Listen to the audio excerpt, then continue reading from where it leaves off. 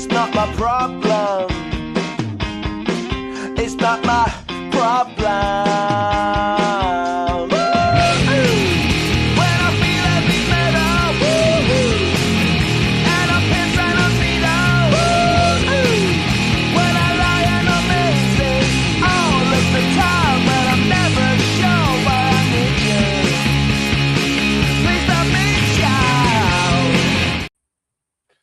All right. Welcome to the Prospect Podcast. I'm Coach Human. I am here, as always, with Coach D down in my lower left corner today, and we have a fantastic guest, head coach of Immaculata High School, Coach Columbo, Coach Mike Columbo, which we're really excited to have him on and talk some football with Coach. He's also has an important day later on today. He's got Max Day in the weight room, so he just told us that before. So that trumps everything today. That trumps everything. Yeah. No doubt about it. Coach has had an extensive career. He's already, I believe, in New Jersey Coaches Hall of Fame, spanning I think 38 years as a coach. Led Delaware Valley as a coach. Led Summit, among other places. Obviously, now is at Immaculata. Has rebuilt that program from the ground up and really done a fantastic job. With that program. I've had some really great years the last few years. And then he also had he coached in college as well. I believe he was at Lafayette. He was at Keene for a little bit. And so he's really run the gamut of not just high school coaching, but also has had experience at the college level as well. Long time head football coach, and is really stood the test of time, but also really continued to one of the things that has made Coach great is his adaptability over the years.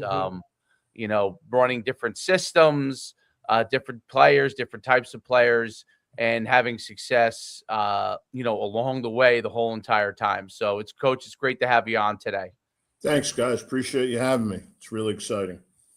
All right, Coach, what did I miss out on? So I'll let you kind of dive into everything, but I'll talk about kind of the genesis of your career. I kind of gave an encapsulation of it, but kind of the genesis of your career kind of up to today. Yeah, here's where I want to start with this, and I'm going to go back to 1975 when I was a freshman football prospect at Seton Hall Prep.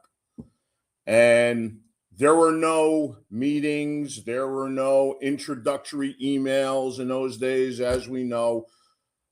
The letter came in the mail telling us to report to the steps at Archbishop Walsh Gymnasium on such and such a day. Probably was September 1st on those days. And you showed up. Well, I showed up along with 104 other kids, and there was no introduction from the coaches. Al Calpagno, who was the longtime defensive coordinator at Cedar Grove, was the freshman football coach, and he walked out, he looked at the crowd, and here's what he said: look to the left and look to the right. Chances are tomorrow you're not going to see that young man here. That was my introduction to football. There was no welcome. We're glad to have you. Here's an email list for your parents. It was just, we're keeping 40 kids. There's 105. We're keeping 40. Okay. Yeah. And that's where it all started. So fortunately, I was one of the 40 that they kept. And, and as my career went on, I will never forget that. And I think about today, how we have to pretty much beg kids nowadays to come and play football. In those days, you came. If you couldn't run, if you couldn't jump, if you weren't strong, you were sent home. There were no parent emails. There was nothing like that. It's just the way it was. So a little bit of an old school background there. It started out after college. I took a job as an assistant coach with Flip McGuan at Whippany Park High School. And I really learned the game from Flip. He's one of the great coaches, been around a long time. From there, I went to Bloomfield High School, and Mike Carter, who was a dear friend of mine, it was his first year as the head coach. He took over from Coach Polavecchio, who's another dear friend of mine. And I was Mike's offensive coordinator for 2 years. And then I left and became the head coach at Manchester Regional High School up in Haledon, New Jersey. God bless you for taking that job. Tough spot there, buddy.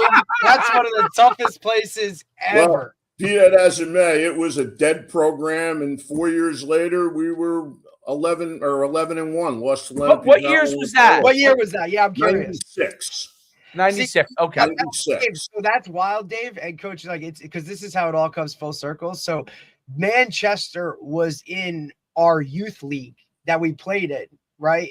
Butler, Lincoln Park, like their youth program always played, like we played them. And it was, hey, that's the group I lost to in the Super Bowl of my 8th grade season. But like, always knew that after 8th grade, you'd never hear from those kids again because they were going to Manchester region. And I was 29, 28 years old, wherever I was, and that was the job you took. Yeah, why not? You try to make the place better, and we did. And from there, I went on to Summit, and I was at Summit for 4 years. And my personality and the town of Summit's personality were different. Okay, it really was. And that was not a great mesh for me, although had some great relationships there and some great, experiences. Then went on and coached at Kane, then went to Lafayette for a couple of years. And then I went to Delaware Valley, and I was there for 12 years. Stepped down at Delaware Valley because I just felt that we couldn't go any further. Every year we get to the semis or one year we got to the finals there, but and you guys well know this, we'd always meet up with a Manasquan or a Rumson or a team like that. And, we just couldn't play with those guys. So, I stepped down, went back to Kane, worked for Danny Garrett as the O-line coach for 2 years, and then came to Immaculata as a retired teacher. And now I'm here. This will be going on year 9. And it's been a great run here for me. It's been a nice change up. I think the Catholic school situation is a little bit different. There's, just a little more freedom to do things. And, it's been a nice career. So, I guess I'll be starting year 39 this year. So it's been a long haul, and it's something I'll always cherish, no doubt. No doubt. It's amazing because you've been at places that are very different from each other. And I think that's a unique test to like I said, like even though you're an old school guy, you're adaptable. You've been able to adapt to different environments and different places. I remember watching the first time I saw your teams was when I was at Powell Park, and we were starting to get good, and Del Val was playing. I think I don't remember if you guys played if it was Summit or I don't remember the league that you guys were in, but we had your film because we were playing, I think maybe Cramp. I don't remember which team it was, but it was or Rahway. I don't know. But we had gotten a bunch of your film, and that's where you were running. You had some big running backs and powerful guys and huge chunks of gains in what you guys are running offensively, and you had that unique style of offense that you guys were running, and it was great because I remember taking down a bunch of notes, and I'm like, okay, some of these things that I'd like to learn a little bit more about.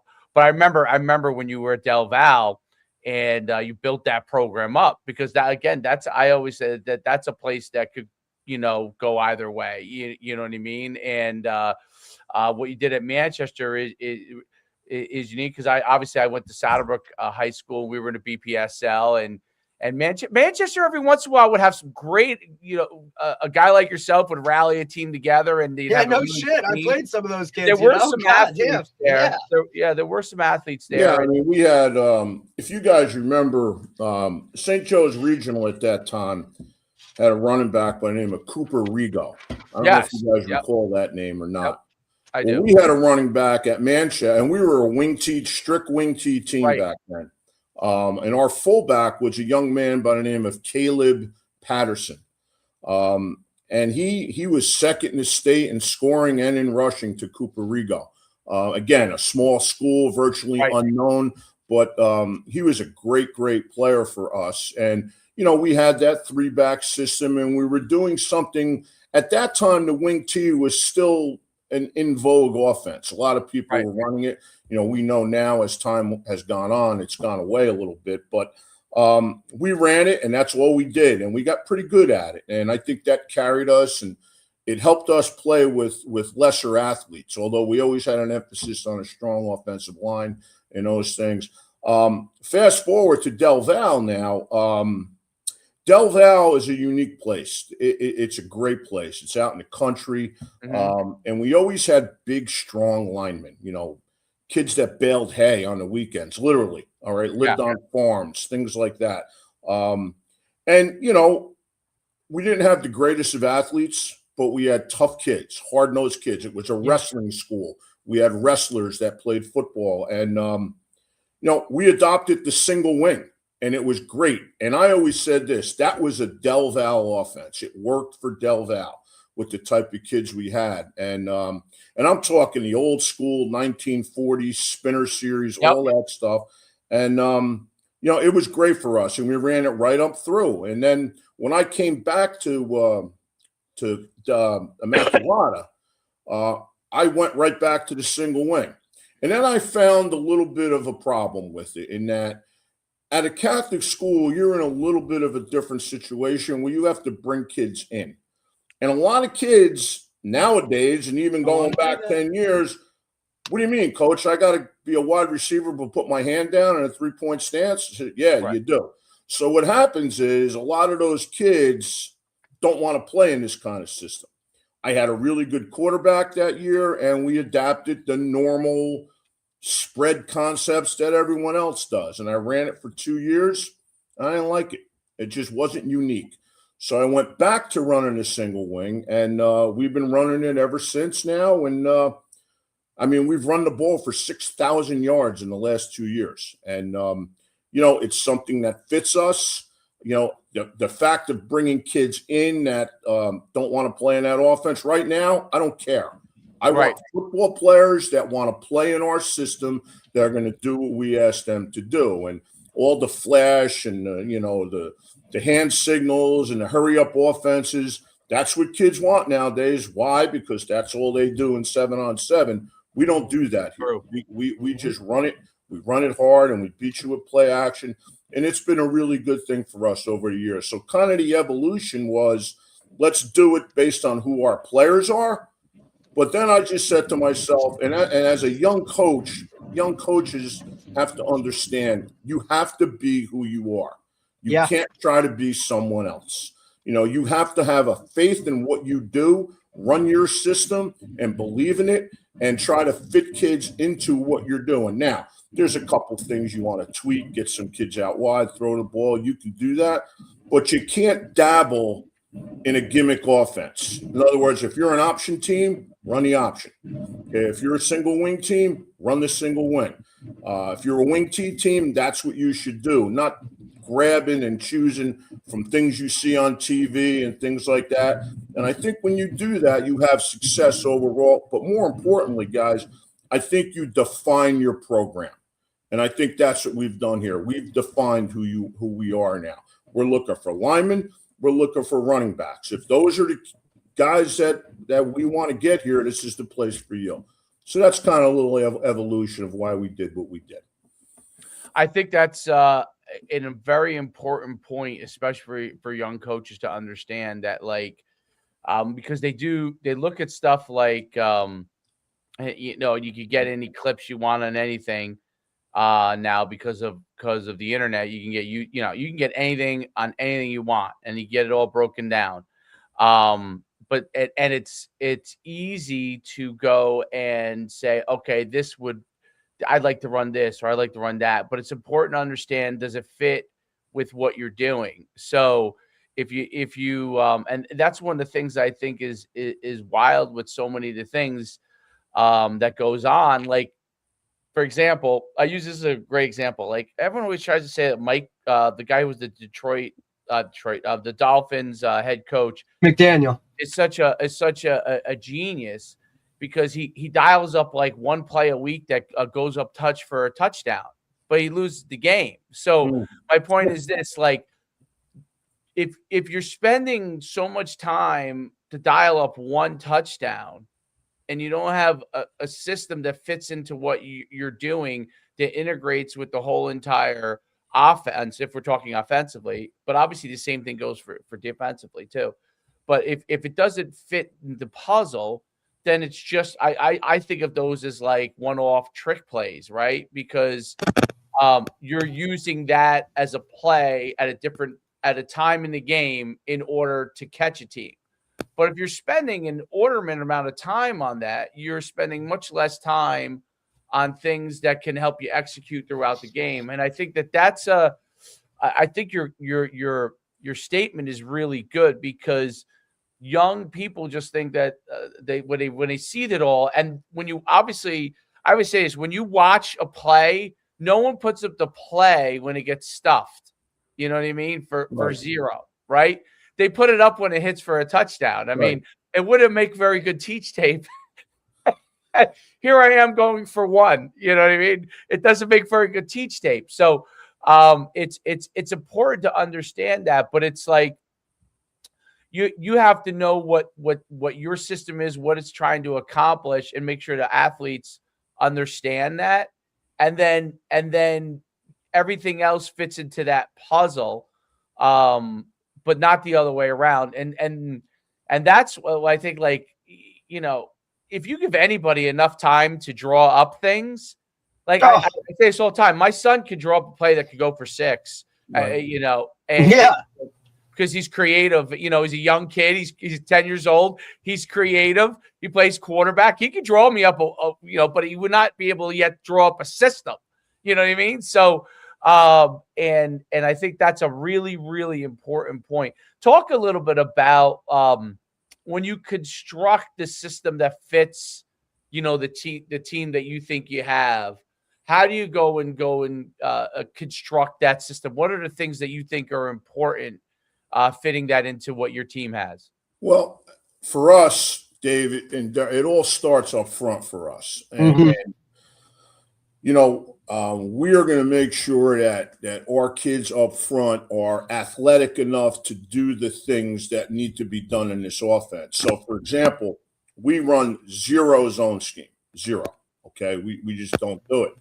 Everything we do is double team, all gap scheme, double teams, down blocks, kickouts, lead throughs, and we have to have our linemen that are athletic enough to be able to do the things we're asking them to do in terms of pulling, kicking out, wrapping, you know, double teaming and coming off the linebacker. So we start with that, you know, and we include our tight end in as one of those guys, okay, because he's the guy that has to be able to do all those things.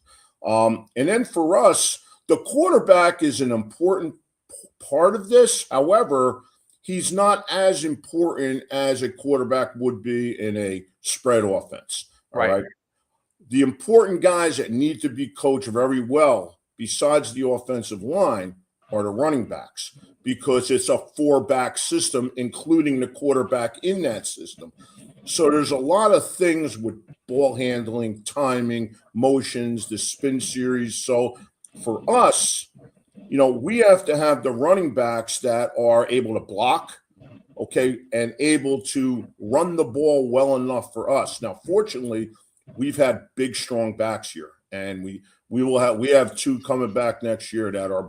You've had a few, and we've been on the first hand of some of those guys playing with us and doing things with us. They're really good players. They run hard. They do a lot of good things. So we're going to make sure that we have those pieces in place first. But in terms of the system itself, we run 6 running plays. That's it. We run 3 to the unbalanced side and 3 to the weak side. And then we have some play action built in there, and that's what we do. Now, we're gonna sugarcoat it with different formations and motions and shifts and things like that. But the answers that we have are within our system. And I always tell guys, when you make adjustments, the adjustments have to come from within your system. They can't come from someone else's system, because you won't be able to coach it right. But more importantly, you can't get your kids to do it in that short amount of time. So our system is what we look for in terms of fitting kids into what we do. Now, some years the system may change. I had the kid Mason Geis here for 2 years. He was a crack shot quarterback, started for him as a freshman. He threw it all over the yard, and we were able to adapt. When he left, he went up to St. Joe's, left us without a quarterback. Okay, coach, what are you going to do? Well, I'm going to go back to running our single wing stuff. The quarterback I inserted in there 2 years ago ran the ball for 1,300 yards. We won 8 games. It was a success. This year, that kid left. We had a new quarterback come in, but we had a tailback that ran the ball for 1,500 yards. All right, so we're able to adapt the plays based on the talent. The key to the whole thing, though, is that nothing changes up front. We don't change our schemes up front. We block things the same way. Everything is rule-oriented because with our offense, we never know what kind of defense we're going to get. Okay. Yeah, you get a lot of you get a whole bunch of it and things like that. So our kids have to understand rule blocking because we don't know what we're going to get. And now we have to make adjustments on game night as coaches, and we're able to do that because we know exactly what it is we're looking for within it. So the system pretty much is built in to what we do, and we'll just kind of piecemeal the talent around the system to make sure we're doing the right things. For example, we ran a ton of quarterback counter when we had a quarterback that can run it. This year we didn't have that quarterback. So what do? Wingback counter, tailback counter. That made up for his yardage, just doing some different things with some different people. Coach, I think it's a great point that you bring up with, based off of how you guys do things up front, right? Like it's the rule based, right? So, and Dave and I've had this discussion and we talk about it all the time. Like we spend all week, right, as defensive coaches preparing of this is what's going to happen and this is what's going to go there, right? Or now you flip it and go offense and we do the same thing, right, with the defense. This guy's going to be here. This guy's going to do that. Well, this is high school football. And sometimes guys just aren't where they're supposed to be. No, they're right? not. So if you draw it up and kids now, like they're literal, right? So if I drew it this way, it's gonna now you go into a game and that ain't where that guy is. Now what are we doing? Right? Well, it's There's funny a lot of you say issues. that, Derek, and I think it's really funny that I watch a lot of youth football, obviously. As a Catholic school coach, you got to go out and watch the youth guys play. And, I hear coaches all the time, will you block somebody? That's what they say to them. And I'm like, all right, coach, that's great, but you got to tell them who to block and how to do it. Yeah. And I talk to youth coaches all the time about this, and you need to have some type of call system and some type of communication because, like you said, Derek, you don't know where guys are going to line up. Well, coach, he's not there. Now what do I do? Well, your rule better take you through that progression. Absolutely. And that's how we've evolved with our schemes, not only with our linemen, but with our backs as well. So there's a lot of things we ask them to do that they have to be in tune to what the offensive linemen are seeing and what their calls are. So we spend an inordinate amount of time on that. And I think also, like, especially with your offense being unlike others, right? Every DC in the world is going to throw something at you that it's just, you know what I mean? Like, there's no rhyme or reason. They only prepare, like, it's your offense that we only have to see, once a year. So, you know what I mean? Like, how much time am I really going to spend defensively on that? You know what I'm saying? So, and look, I premise it like in college, we used to play Springfield College every year, right? And they were triple option. Like, it was unbelievable. Like, I mean, but we would spend a week in spring ball just on their offense, repping our defensive package to go against it, right? So the amount of time that we put in, and that's at the college level. High school guys don't have that much time to do that, if you play week 0, you have 2 weeks of camp, and then you're into 100%. Game. There's no you're doubt. Not going to spend 3 days on my offense if you play me on week 5. Correct. There's just not enough time to do that, which I think is an advantage for us. You're no doubt. It's funny because when I say single wing nowadays, people think it's the wing T. They don't even know what it is. No, they don't. It's They Dave. don't, It's because- Dave. no, You for see it a anything, lot like, too, right? Guys are they just have no clue. They're 30 years old. They're 35 years old, some of these guys. They don't know what the wing tee is. They don't know what the single wing is. And it's very difficult for them to prepare for it in 1 week. And I think that's been an advantage for us, no doubt. Well, when you ask every guy what offense they run, everybody just says, "Oh, spread, oh, multiple." Like, I don't think most guys can even put themselves into a category, Well, it's funny. You look nor at would it, they, nor do they. I look at a place like Point Pleasant Borough. Now that's different. Tremendous football program. Okay, Coach Staub does a small great job. school. I know they don't have great athletes there, but what they have is a system, and they have tough kids, and Damn they right. win every year. That guy does Every a year. fantastic job. Yeah, down Coach there. Staub is And I unbelievable. always say to myself, why are they so good? Every year they are outstanding, and it's what they do and how they do it. And I'll tell you what, Coach, about being like, fancy and nope. He doesn't have 3- and 4-star kids. He's just playing hard within his system. They're tough. They're nasty. They run it from the time They young, run it at the youth level. So Yeah. And you know what? Like, I know even with all the winning that gets done there, like, there are people that aren't happy about it, right? Because it's not flashy. Because it's not what they see on TV every Saturday and Sunday. 100%. There's no doubt.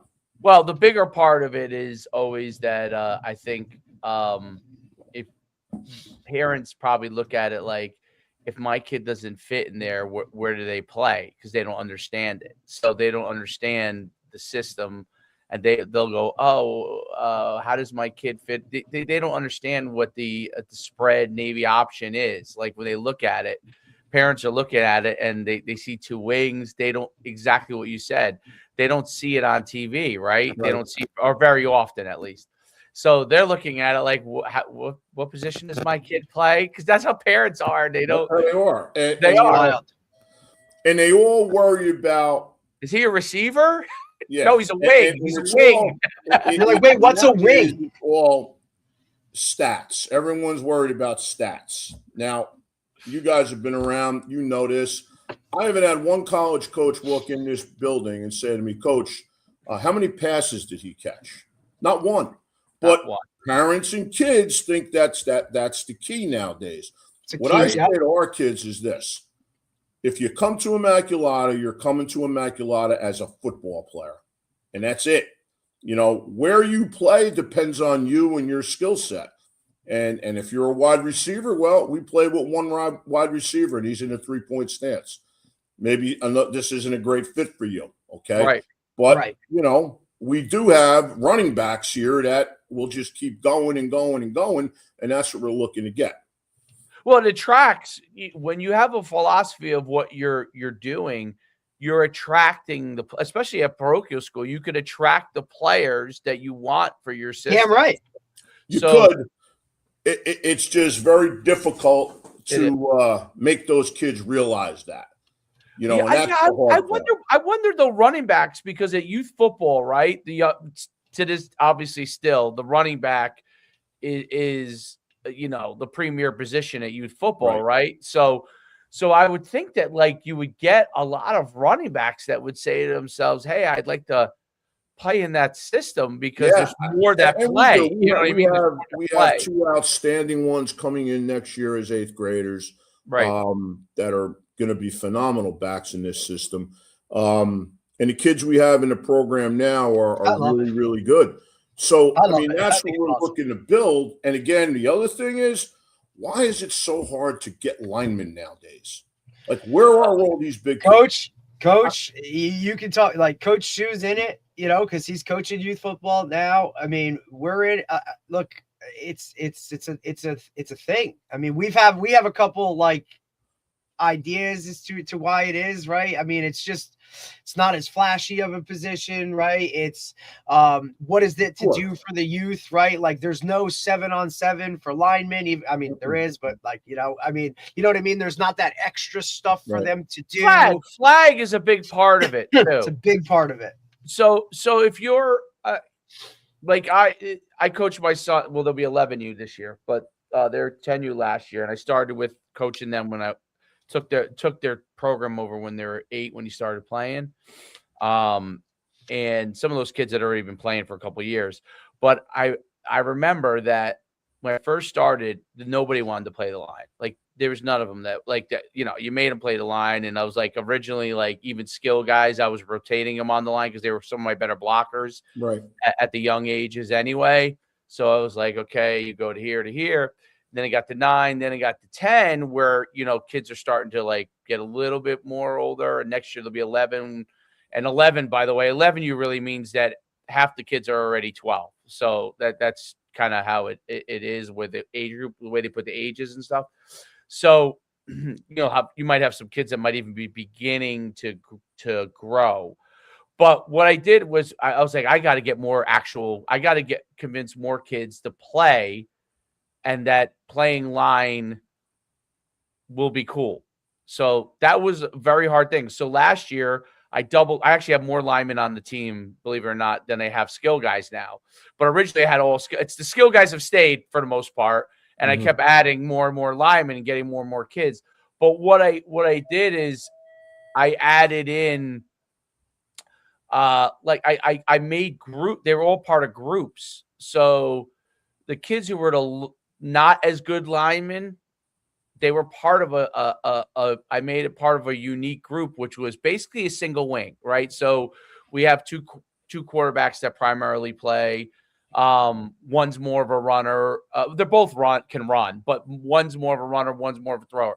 And the one that's more of a runner, when his package goes in, it's really the single wing, and we're heavy unbalanced. Yep. You know, he has 1 or 2 passes that I know, even though he's probably going to take off half the time anyway, even though I call him for a pass, but he can hit him. He's got a good arm, but they developed a lot of pride in that group because they were part of a group that had a really good runner with it and had some of my tougher kids, skill guys with them that were really blocking in that offense, with the younger, I say younger, but the less experienced linemen. And we are, you know, a gap scheme, blocking scheme. So we taught them, you know, those rules, and we started pulling this year, not extensively, but like with the kids that could do it, and we were doing it, but they all could pull. They just, you know, at a young age, some of them forget, right? So, but they all could pull. They all could do it in practice. And then in the game, we were only allowing certain groups to pull. But we ended up having was 3 groups of linemen that played. And they all played a lot. And what happened was the group that was the most inexperienced were a lot of them that were like not quite good enough to be my skill guys, but still pretty athletic. They ended up being really good blockers. And that unit ended up scoring the second most touchdowns in the team. You know, I think once you get the buy-in, the pride. Yeah, absolutely. Right. So they would run in as a unit. Like their group was called the Beast Group. And they would run in. We call Beast, and they would go sprinting on. They all knew where to line up. There was only 2 alignments for them.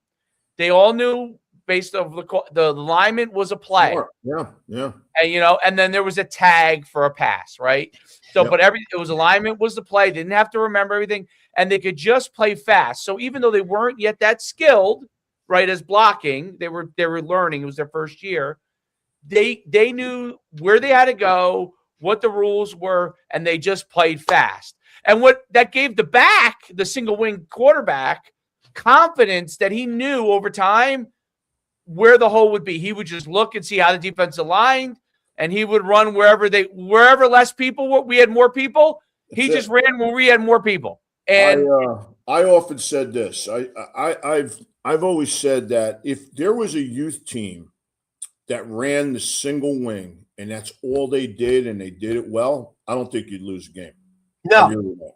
I mean, I think it's so difficult to defend. And the things you do with Mr. You know, let's face, and even on a high school level, I also think coach defenses are prepared all the time. Don't look in the backfield, but you know what? They're going to look in the backfield. They look in the back. I don't think, Coach. I don't think defenses X's and O's one thing, but just like physical, like I don't think defenses are built that way anymore, right? It's the same way I looked at it a couple years ago, and we talk about it, about how, defenses now, like when are there ever 3 true linebackers on a field that got to play tackle to tackle, right? Because like, you don't see any tight ends or fullbacks. Because there's no, and now you don't see any of that. You don't Right. see that, those Well, personnel think about groupings. this. How about this evolution? We used to call a 50 defense the 5-2. Yeah. Right? Now we call it the 3-4. Yeah. What does that tell you about the evolution of football? It's gone from guys with their hands in the dirt to guys standing up in space. All right. And just, the 4-2-5 defense. Well, to me, that's nothing more than a 4-4. Right. Okay. But 4-2, now you got 5 defensive backs on the field.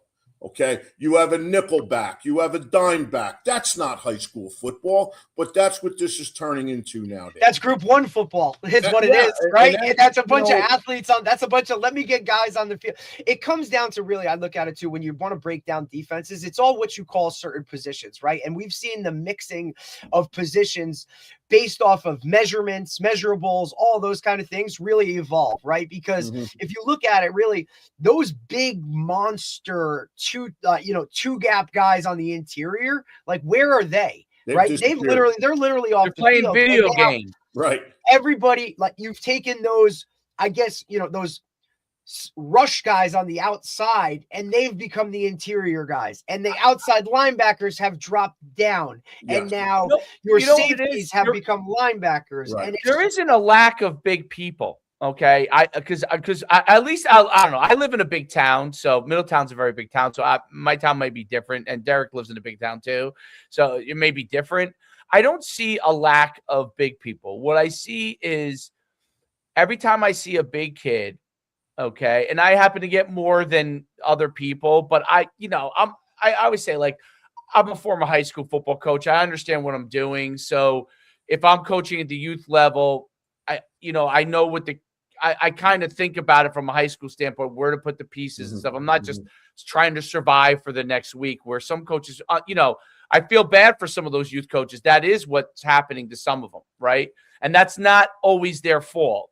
Just having played some of these teams, there are guys that are just like, where are the kids, type of thing. Right. And, but what I think it is, because I'll always go up to, like, in my town, wow, that kid, where do you live in? Oh, you could. Well, how come you don't play football? Oh, we don't want him to play. You know what I mean? I'm like, well, where does a big, like, is he wrestling? If he's wrestling, okay, you know what I'm saying? He's a big kid and he's wrestling. Right. I get it. You know what I mean? Or you're like, what is he throwing shot put or something? There's not that much junior track as much as it used to be. So so what is a big kid doing? You know what I mean? What do you have him doing? Well, invariably, they have him playing a sport like soccer or something that he's not going to have much success in, right?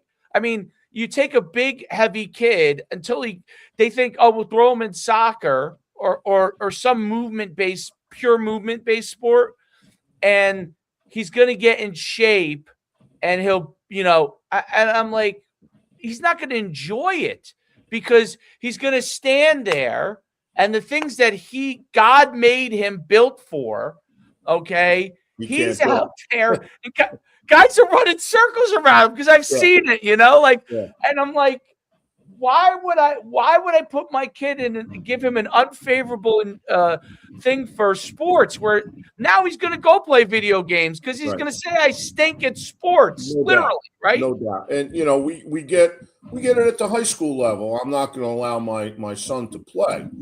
Well, why not? Well, we're afraid of him getting hurt, and my response to them is inevitably this: when he turns 17, you're sure going to hand him the keys to a car. Yep. I've seen more kids get hurt driving in a car than I've seen playing football. There's no objection to that. But the football thing now is becoming a tough sell for a lot of these people. And again, a lot of it is the big kids. And it's hard to put your finger around it, but it's what's going on nowadays, no doubt.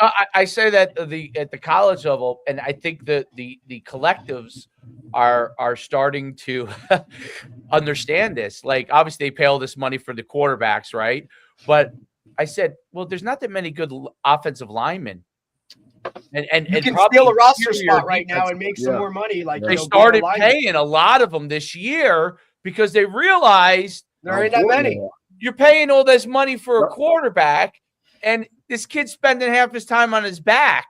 And I'll never understand either. Like, you know, when you need 5 of those guys on the offensive side, right, Dave? You know It's what I'm the saying? most- Like, it's you the know, most guys. it's the most guys on your most team. opportunity is Well, live. and that's why I think you see some of these lower level Division 3, Division 2, FCS guys jump to the FBS level or get that opportunity at the next level because there's just not many of those bodies. I tell guys all the time, look, man, you're trying to make a decision between, you know, am I a tight end? Am I a tackle? Like, well, you're going to have more opportunities to play at a bigger level if you're a higher level offensive doubt. lineman than you are as a tight end. I have 5 offensive linemen right now in college, all going for free. And here's the that thing, have Coach. played I for think me in the last couple of years. your program, based off of that too, right? Like where, look, it's a staple for upfront. This is what we do, right? Right. We do the emphasis on the offensive line. Look, we all know that trickles through college coaches. They know if they want to get a lineman, they go to Immaculata High School because those guys understand. Now, they might be undersized. They might not be on one of these big board recruiting wise, whatever. But you know what? Like, you're going to get a hell of an offensive lineman that's going to come in who understands the game. He's nasty. They're Patriot League kids. 100%. Yeah, absolutely. And they're sound. I mean, they're technically sound. And, you know, I think the opportunity is there for these kids, but, you know, I get it. It's a hard sell. It's a hard sell to parents. It's a hard sell to the kid himself because look, they all want to see, you know, whatever they see, you know, on social media and all that stuff. It sure as hell ain't, you know what I mean? Like, well, an offensive tackle or a center. Bigger kids. I do think it probably is harder for parents of bigger kids. And they're trying to figure it out. But one of the things I always say is like, you know, is football is great for big dudes. We're, you know, at the younger level, we're doing push-ups, we're doing sit-ups, we're doing running. He's going to be stronger. Okay. He's going to feel better about himself because he's doing something that he actually can be good at. Yes. Like that he actually, and it's not a net, like, I'm not saying it to you, you know, it's one of the things that parents, I think, you know, I get it. I understand. Everybody wants to be the parent that their kid's in there and he's doing all these athletic things. But you know what you really want is your kid to be in a situation that he feels like, wow, I could do something. I'm feeling better about myself.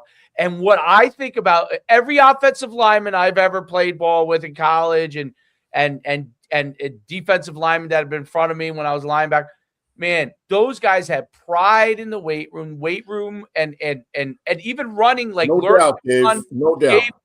Listen, they're the guys that go out and get wings on Tuesday night with the good of the group. You know what I'm saying? Yeah. Like, they are the ultimate protectors. No doubt. And that's what they do.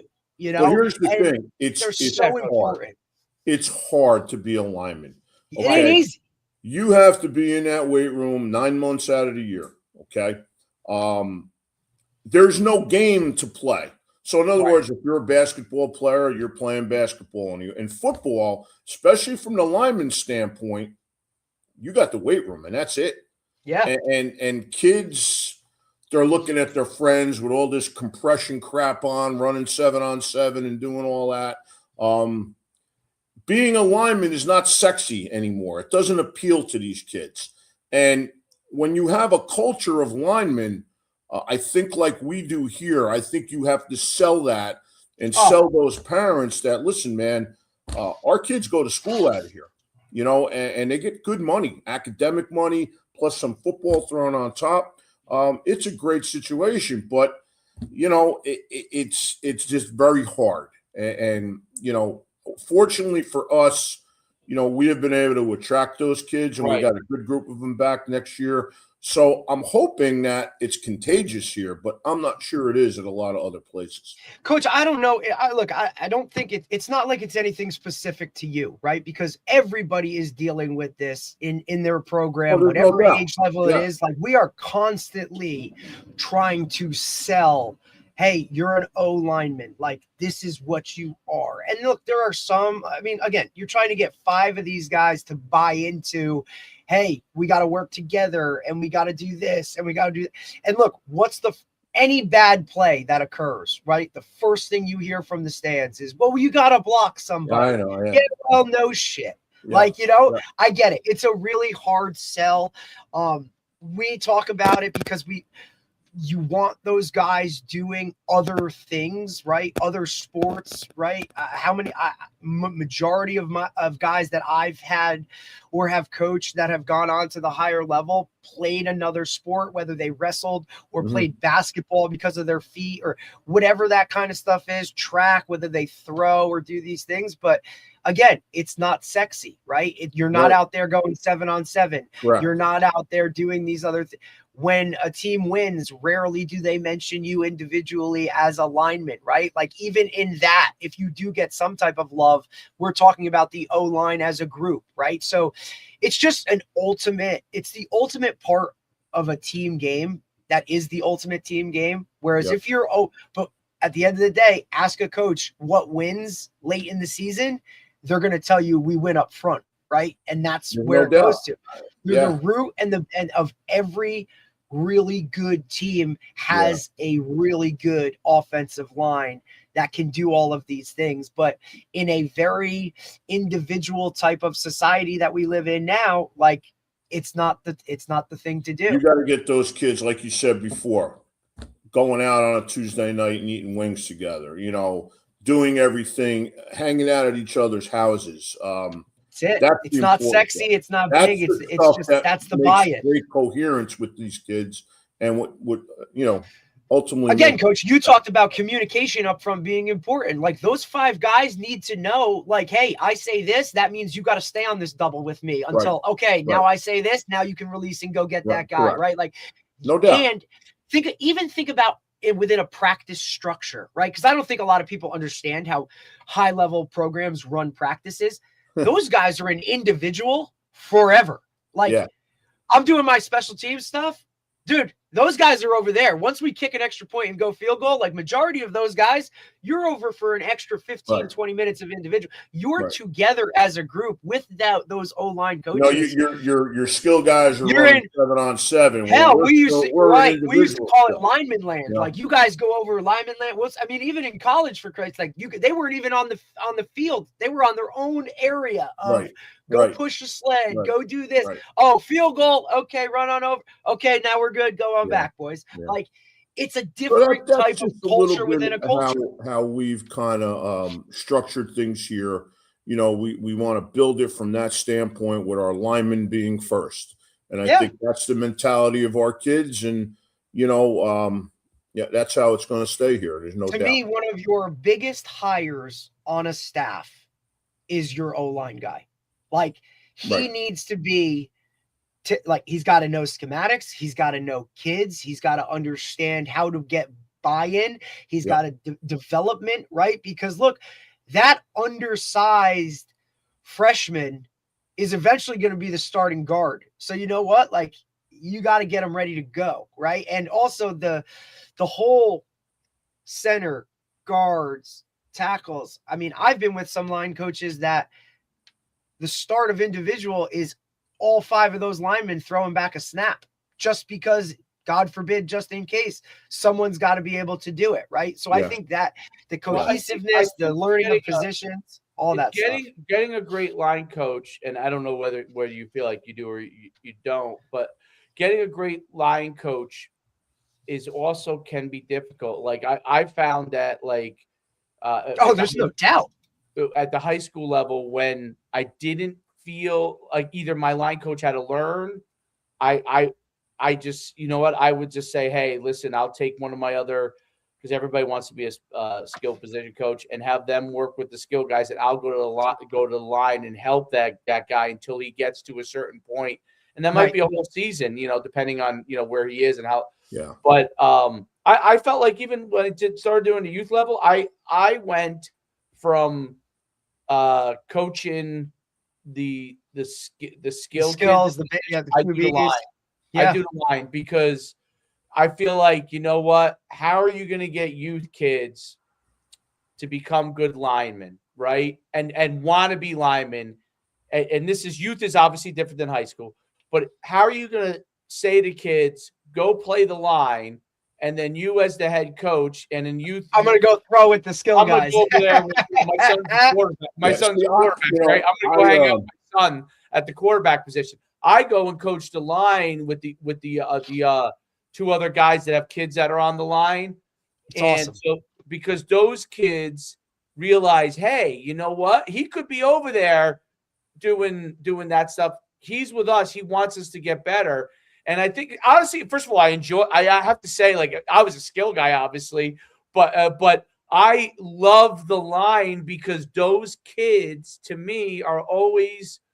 I thank DJ Nymphius for throwing me into it many years ago. He needed a line coach, and he was like, you got to do the line. And I was like, I've never coached the offensive line in my life, and he's like, you'll figure it out. And by golly, it was such a great time. I learned, and obviously I would go to him if I had questions about certain things. But I figured it out. Like, he told me what his scheme was, what he wanted to get accomplished, and I figured out how to block it. And obviously went to clinics and stuff. But it was before you could get everything accessible. You know what I mean? I really had to figure it out. Like, And to me, I think like job opportunity too, wise Dave, right? Like, you're talking a job, like, like if whether you have to tie, oh, hey, you're the old line coach, but you're the run game coordinator, right? Like, you got to spice it up or make it appealing for those guys. Well, it's just all young coaches should have to do it. If they want to have longevity as a coach, goddamn right. You better be a line coach. O-line, D-line, if you have to do both sides. Because if you do, like, you'll always find a job. The head coaches, I think, have to understand offensive line play. And if you look at how many guys that are high level coaches that are coach, like, that are O-line background, right? Mario Cristobal, right? Like, there's a ton of them. O-line background. Majority of, because you gotta have 5 guys, and you gotta figure all that out. A lot of head coaches have that offensive line background to them. See, I've coached the offensive line every place I've been. As the head coach, I still coach the offensive line. I will not give that to anyone. What I do is I take a young kid with me, and he's my assistant O-line coach. And I had one past couple of years went on. He's now the head coach at Brearley, David Brearley. And he learned all the stuff we do here, the terminology. He never played O-line in his life, and he took all that. Now he's coaching the O-line at Brearley and, as the head coach. And he learned that system, and that's a great thing. For me, I played it in college. I've coached it everywhere along the way. And, that's something that personally, me as a head coach, I would never, ever give that up. Okay? Which is also great for you on game day, right? Because now game day, when you can kind of you can switch it and say, okay, I got to be a head coach now. Guess what? This young guy's with me. He's capable of, okay, guys, get to the bench, go to coach, let me get go. on the video. We have the TV screen, and we get you got all the bells and whistles, coach. The whole deal with it, and it's nice because I don't have to be there because, like you say, as a head coach, you got to be managing the game and still keeping an eye on what's going on defensively and kicking game wise. So it's nice to have a guy that you can send with your guys and talk the terms. And that's the other thing that's important. I always tell my old linemen this: talk to me like a football player. Don't tell me the guy's on my shoulder. I don't want to hear that. Is he a 3-tech? Is he a 4-eye? Is he a 2? I want you to talk to me in those terms. And we harp on that from the beginning here. We make sure that these kids understand the difference between a 9, an 8, and a 7. They know the difference. What's a 5? What's a 4i? They need to know that because we need that feedback, back. Nowadays, we have the drone, we have the TV screen on the sidelines. We could see it, okay? But in the old days, you had to have those kids give you back, their feedback of what they're seeing. And again, has to be a smart kid that can do that. And Coach, that they're sending 2 guys at me. No, they're not, buddy. Like, no, they're not. Like, Coach, I got him. No, you didn't. Yeah, Really, that's a great point with offensive linemen on that. And I think the same thing with you being involved and being there as the head coach with the offensive line is the diagnosis in game of what happened. So the hardest thing I think I found with most coaches is that they're spectators during the game. Okay. Yes.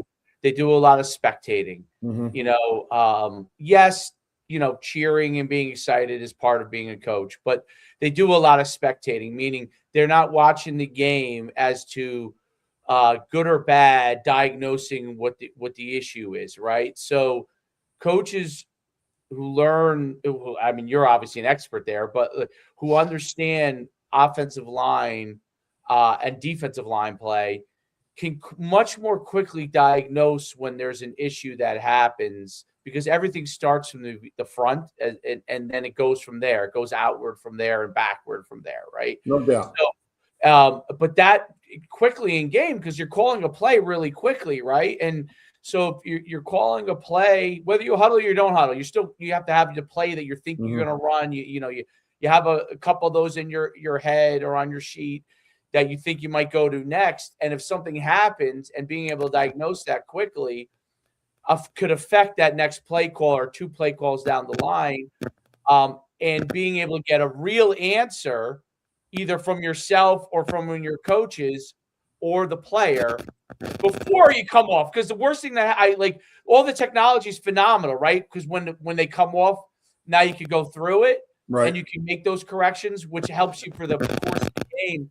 But in the heat of the battle, in that particular drive, that can change the game, right? That drive right there, and being able to diagnose those things on the fly. Talk about how you think about that process when you're in game and what you want your guys to be able to understand. We look for bubbles. Okay, we're always looking for bubbles, and again, we have a very I'm not going to use the word intricate, but it's a pretty involved identification system of our front seven. So we'll identify the backer structure. The center will make that call, and then our guards will make calls based on shades on them. And those calls trigger how we're going to block things. So for us, because as I said earlier, we don't know what we're going to see. So we have to have that call system that is going to carry us through anything we see. Now, for us, I know this. We have an unbalanced side and we have a short side. Well, where are there less people? Okay. Well, if there's less people, that's where we're going. Okay. And that's what we try to look at. It's not hard. The techniques and all that, we try to get that covered within our call system. But I think the best way, guys, to get this done, what are you doing during the week to prepare them? That's right. The key to the whole thing. Absolutely. How many fronts are you showing them? What kind of – see, for me, I do the same drills over and over and over again. Our kids can go out without me and run the drills. That's because we do them constantly. The other thing that's worked for me very well is this. I only take 12 kids with me. That's it, including the tight ends. So why do I take 12? Because sometimes we'll be in groups of 3. Sometimes we'll be in groups of 4. Okay, well, 12 is divisible by both 3 and 4. So now I don't have that kid standing on the sideline or I'm one guy short. Well, coach, what if the kid's hurt? Well, all right, then I'll take one of the JV kids who my assistant O-line coach is coaching and bring him over. And they love that. Coach, give me a guy. And he sends a guy over. and now he fits into the pods of 3 and 4 that we're going. So the organizational factor in practice carries over right to the game. So we are making sure that, we trap and kick out and do all that stuff. Well, when we play well-coached teams, they're not going to let us kick them out. They're going to squeeze hard. So now we got to hook it, and our wrappers got to get around it, and the back's got to be on the same page. You better practice that stuff, because if you don't, and that happens in a football game, you're going to get hurt. You're going to get hurt. So to me, the way you practice it, literally hurt, physically Yeah. hurt, like somebody's going to get injured. no doubt. And that's what you got to convey and have it transfer right over into the game. We run an inside run period. We film it every day. We have the drone right on top of it. We run a perimeter run period. We film all that stuff. So now when we meet the next day, that film is on. Look at your first step. Look at your point of contact. And we talk about that all the time. And to me, the preparation, especially with the O-line, is the carryover into what they're going to do game day. And I think that's something people get away from a lot. We will never, ever give up individual time here. The season starts going on. It's getting longer. It's getting dark out, this and that. We got to cut some things down. We'll never cut individual, because to me, that's where the teaching happens. And it doesn't have to be full speed. It could be at a walkthrough pace, but you're talking the scheme all the time. To me, I think that's where the success goes in terms of the transfer over to game day. There's no doubt. And that's a great point too, about that it's not always at full speed, because sometimes when you're teaching, you want them to walk the actual steps. Like, this is where the guy's going. This is where he's going to be. This is where you got to be. And this is where your hand placement has to be, and those kind of things. I think it's that's where all the magic happens. I'm curious as far as with your program, because you guys are in the B, right? At Pro. Yes. Okay. And so that's considered like the small. Is that considered the smaller? I'm still trying to figure it out. There's no rhyme or reason. You got the top okay. 8. The 8 If are in you the want A, and to then call everybody else. Catholic and Right. DePaul and Red Bank Catholic small, go right ahead. But Yeah, you want to call those guys a Paramus lesser Catholic outfit, is the guys. biggest parochial school in the state, so they can't be small, right? Yeah, So, I mean, listen. and look, and now you throw Tariq Holman taking the job over at Hudson Catholic, like throw another one in. You know what I mean? Like, it's just You have a murderer's row of teams. absolutely. And, parochial A is parochial A. We all know about that, right? Is there a tougher group than parochial B in the state? I don't think there is. I really don't. When you go down a list of teams that are in there, it's it's unbelievable. Pope John, Holy Spirit, Donovan Catholic, Paramus Catholic, Immaculata, DePaul, Red Bank. You can go on and on. I mean, that's some tough teams there. So, you have to be ready to go. For us, we went up last year, and we beat St. Thomas pretty handily in the first round, and then we go up to Paramus Catholic. We were up 24-20 with less than 2 minutes and a half, and we miss a wide open kid in the end zone for a touchdown. Would have put us up 31-20 at halftime. Instead, the very next play is a strip sack. They go down and score right before the half. Instead of going up 31-20, we're down 28-24, and our kids were deflated. And they came out in the second half, and we couldn't match their physicality, their size, their speed.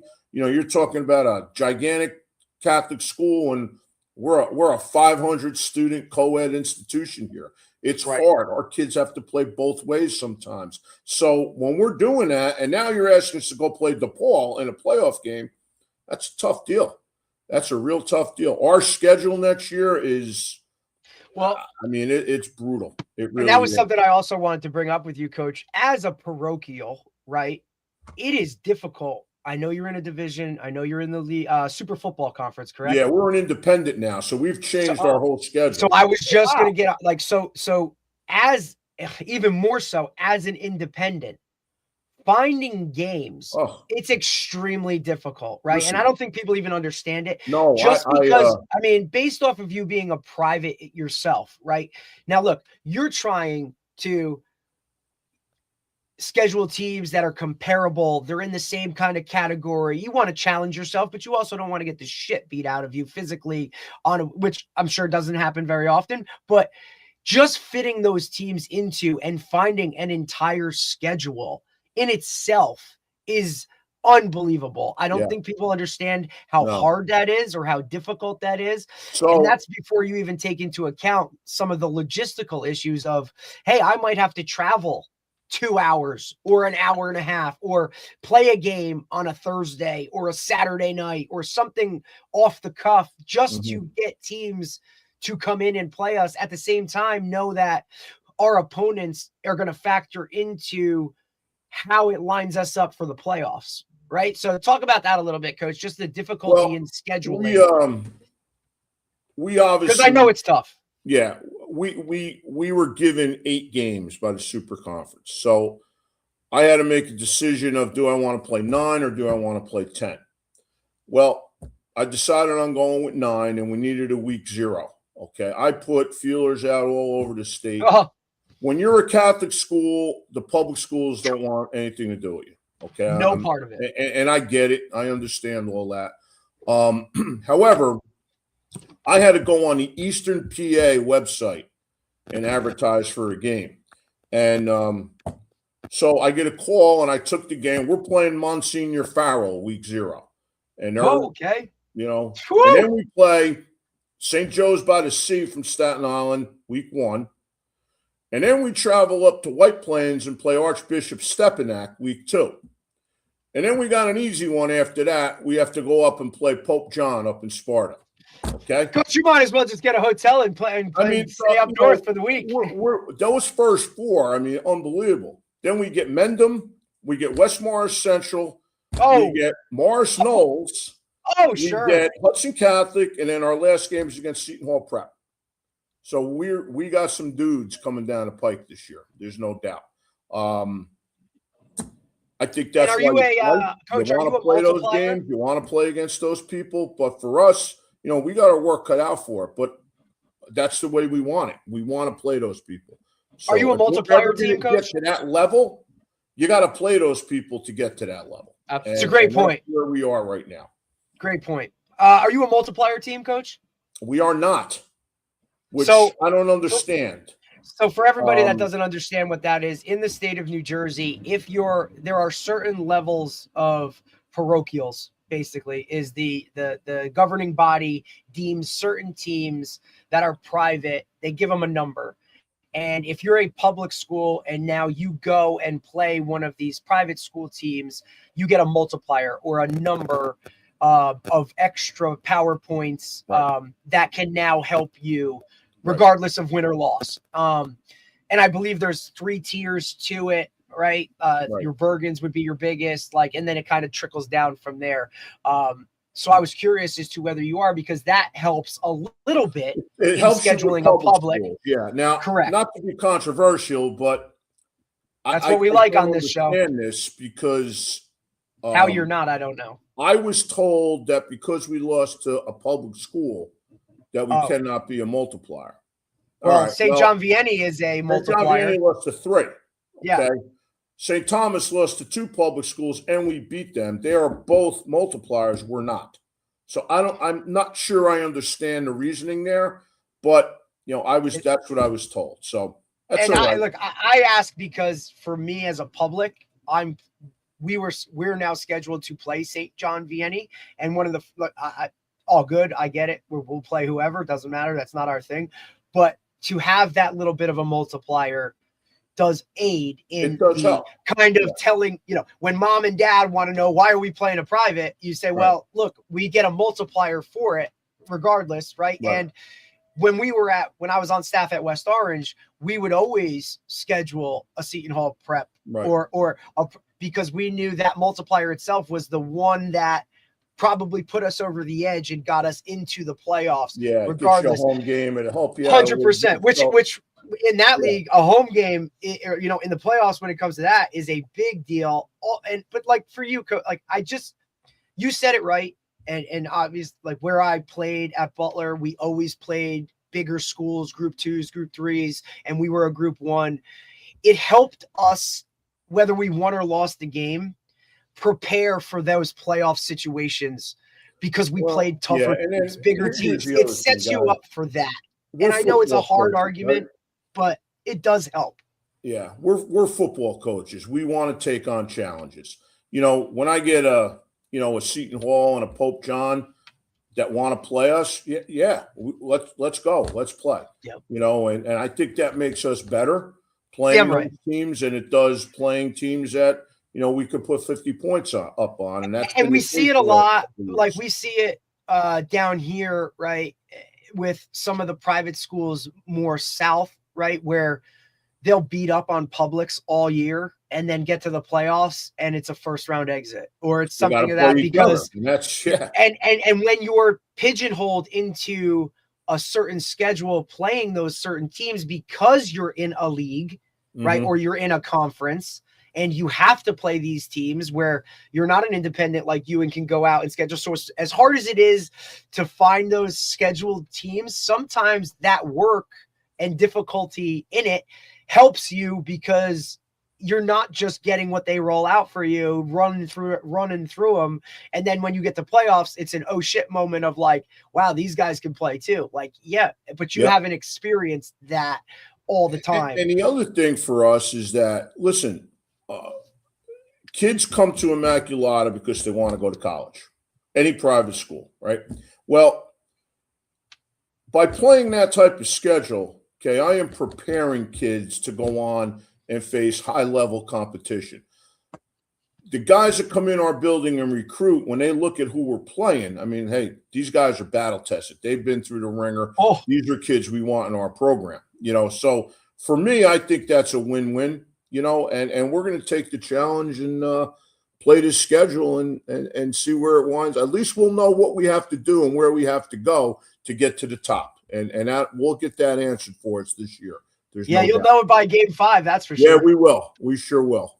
Coach, before we let you go, I wanted to kind of let you dive into how you approach things with your parents, and you start off the podcast of how where they basically back in the day they told you exactly how it is. How have you had to kind of evolve your communication with the parents and obviously being at a parochial school, it's different too.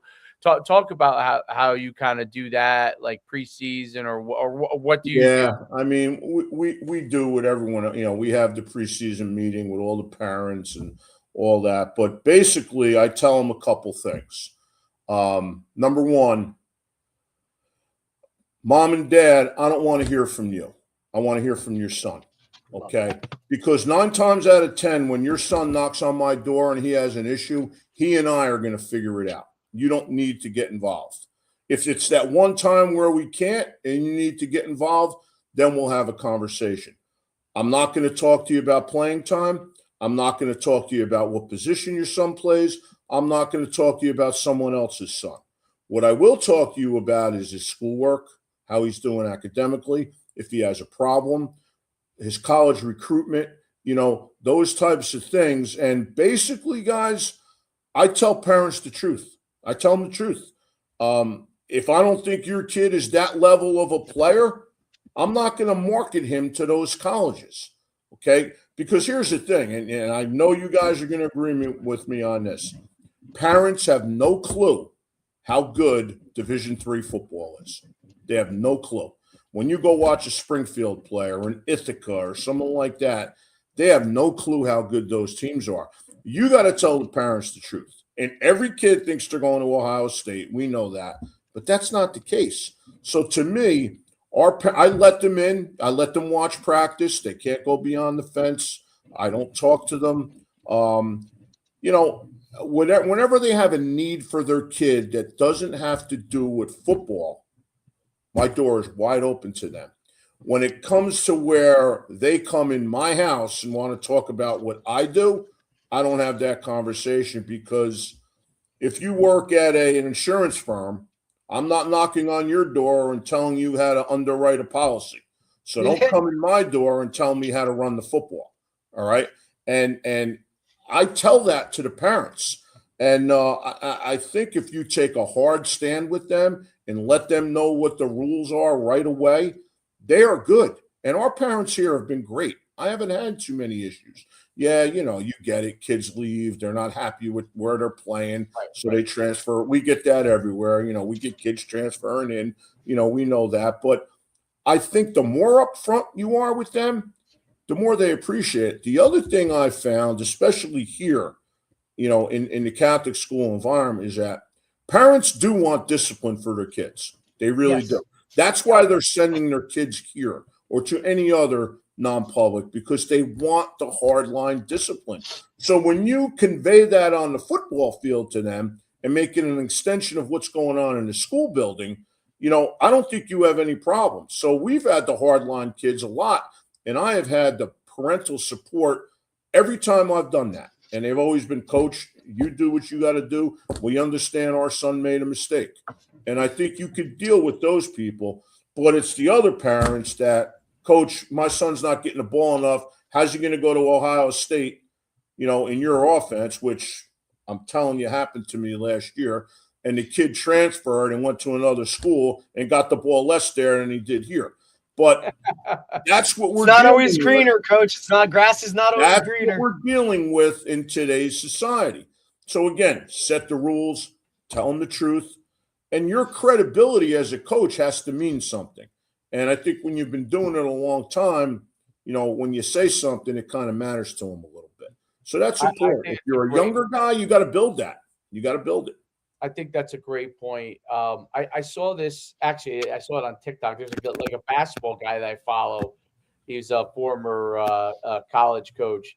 But one of the things he talked about is really interesting. He talks about, I hear all the time parents say, my kid needs to play this or needs to play that position. And he says, if you take Damian Lillard or LeBron James and stick him at center, would he have been fine on the high school team? Absolutely, he would have shined. If you stick him at forward, would he have been fine? Yes. Would you stick him at? So the great players are able to adapt and play in any role that you need them to play. And you don't always know what the system needs or the system dictates within what a coach is doing. And if your son or daughter is a good enough athlete and wants to be great, they will figure out how to make the best out of any kind of role that they have, and then they will shine. And I think that that's a really important thing. It's for parents to understand. It's not always the situation where you walk in and you're granted this opportunity.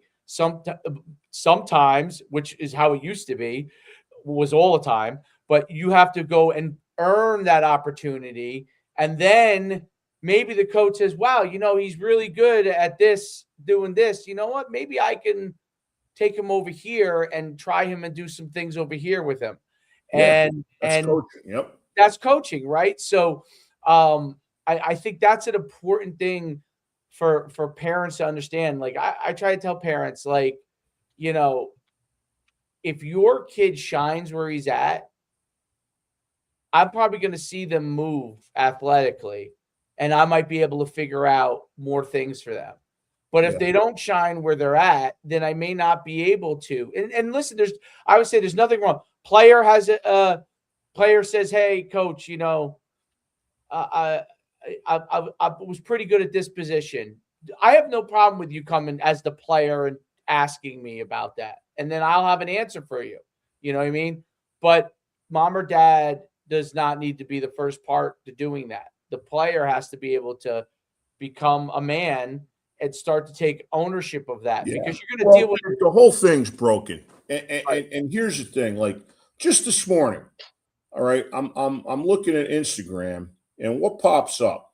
The top 10 youth football players in the class of 2031. Yeah, of course. And I'm looking at this thing, and I say to myself, who is ranking these kids? Who is making that decision? But they're on there.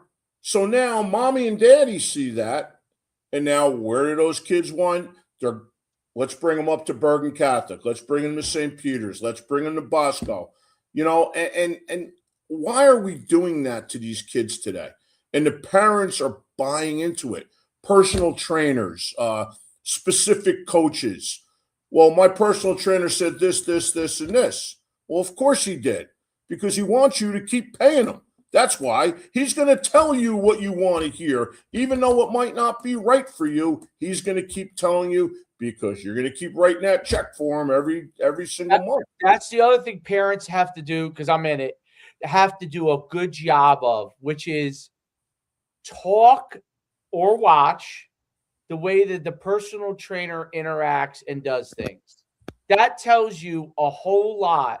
Let's forget about the skill set part first, right? Find out, because the reality is that the kid the more driven the family is, at least when they're younger, right? As they get older, it becomes hopefully more kid driven, which is what it should be. Right. But when they're younger, the family as a whole, okay, we're going to put them in this, we put them in that. But the mistake they make is, I think, that parents make, and because I see it so much, is that they just go to somebody because of the Instagram or because of and they don't have a conversation or personally watch. Like, if you, like, I always say, it's, you know, what's worthwhile? Put your kid in a group session with the coach, sit there. I'm talking about the trainer, sit there and watch. It's not what he's saying, not what his specific skill thing is. Watch how he interacts and how he teaches and what he's saying. Because what I found is guys that are good personal trainers, they are very focused on teaching the skill sets that they need to teach, or what speed guys teaching those skill, whatever it is, right? Teaching those skill sets and focus within their world and don't overstep into other people's worlds. That's what I found that the really, really good person. What I found, a lot of the things that happen is they try to be, I call it the God personal trainer. They are the all-knowing on everything, right? Yeah. And everybody else doesn't know as much as they know. And that's where the personal trainer is the issue. You know, that's where he becomes the issue, where they come to you and they say, so-and-so says I must do this. Okay. And then they come to you and you're doing maybe something different, right? And they all of a sudden, they don't know who to listen to. The good personal trainers say, hey, this is what what I'm teaching here. When you go and play for XYZ coach, his system or her system, right, is going to be what it is, and you have to be able to adhere your skill sets to what they need you to accomplish, because otherwise you're wasting your time. You're wasting your time. Yeah, no, I know. And you know, you got trainers hooked up with specific schools. And that's a whole different. It's that's just a whole point where it's, you know, we're there really is losing sight. It's very. I think the way you handle your parents is great, because that when they come to you, they know, okay, this is what it is. This is what the program is. So you don't have to guess. Like, I think the more it's what you said. The less parents have to guess about what's going on, the more they understand beforehand, the better off they end up being, because then they know. Last night, I had a family in here at 5:00. You know, we had a day off from school. I had a meeting scheduled with them. We kept the meeting. I came in, met mom, dad, and the kid. I do that with every kid I try to bring in here. I sit them down and I tell them, this is what it's like in the school. Academics first. And here's our program. And I go through it soup to nuts. You know, I give them everything they need to know. And At the end, I look at the kid and I say, do you think you can play here and commit to that? And all the kids say yes. A lot of them can't. We know that. But, Right. I like to lay it out for them right away so they get a feeling of what our program is, what they're getting into before they've even applied to the school. Okay, I want them to know it right off the top. We get a lot of the kids. Some kids we don't, because kids don't want to hear the fact that, we're going to be here this many days in the summer and we're asking all this out of you. And, kids don't want to do that. So I think the more honest you are with these parents and you let them know, see, parents love to know what they're getting into. They love schedules. They love pickup times. If you can do all that, I think that keeps them off your back a whole lot. We had a night out here last year where we had a lightning storm, right? We had to come off the practice field, half hour, right? We go back out, it happens again, another half hour. Parents are out now to pick their kids up in the parking lot. Horns beeping. One parent actually walked in here, and I'm like, ma'am, we got to get this practice in. I can't bring them out in the lightning. They got to understand those things. Sometimes that stuff happens, but for the most part, you got to outline everything for them so there's no surprises. I think that's when you get the most problem with parents. I really do. I think a lot of parents would rather over communicate, or at least that's how I look at it, right? Like, I'd rather over communicate it and then under communicate. So I'm sorry if you're getting 7 emails a day, or you're getting this many blast text messages, or whatever it comes down to, whatever it is. I just think schedule, over communicating, like that whole in being in the know rather than the, just guessing or assuming or whatever. I think when you I hear it all the time, like, coach, how come the the bowling coach doesn't communicate like you do? I said, well, I can't speak for him, but this is how we're doing it here with us. And I think the more informed they are and all that, they don't like surprises. We know that. And, it's a difficult time with parents nowadays, but I think if you handle it right, it could be less of a headache for you. And by the way, I think it's great they do. I do think parents do need to become a little more adaptable on certain things too. Like, I do think your communication as far as being upfront with them and making sure they have the main schedules. I think it's also parents have to be able to understand that, you know what, not everything is going to fit always into your little cookie cutter. You know what I mean? And oh, by the way, that's life. Haven't you been living life all these years? Has anything gone cookie cutter for you the whole entire time? Right. So you have to be able to when parents. I see this because I'm in the youth stuff and I see one of the reasons why parents love football in youth football is because there's usually a set schedule, right? Whereas like when you play basketball now, or you play all these other sports, baseball between rainouts and all these kind of things, like there's always, the schedule is constantly changing. Right. And by the time they get up to you, because of years of that, not necessarily in football, but other sports. Great point. Yeah, that's a great point. Yep. Years of it, because, my kid plays basketball. I could tell you, we never know what the schedule is at the beginning of the week. Okay. Every week we're week to week.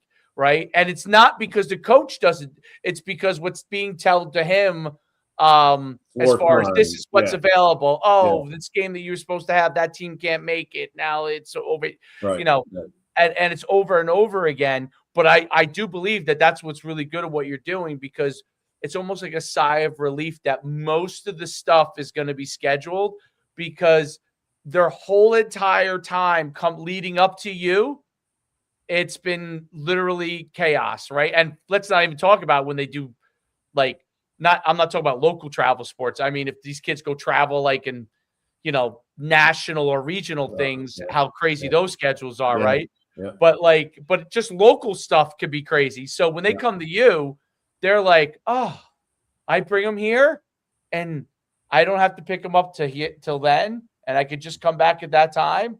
Wow, that's unbelievable, because I can tell you firsthand, they've been cultured for the 8 years prior to you of everything that is not scheduled. Right. And that's the beauty of, I think, when they get the coaches, and that's what the parochial programs in general, as far as being able to on the football side, are able to do a lot of that. The really good public school programs are able to do that. But I've noticed that some of the public school programs where the coaches don't have control over the schedule real well, meaning like fields and stuff, man, like I see That's some tough. of these Yeah. things Yeah. and they're in like I have chaos. friends all over the place that, they can't get field time. They get Right. on the turf one day a week, Right. We're lucky here. We don't have that situation, but that could be That could be tough, right? That Yeah. could be tough, but so I think it's really, it's awesome what you're doing.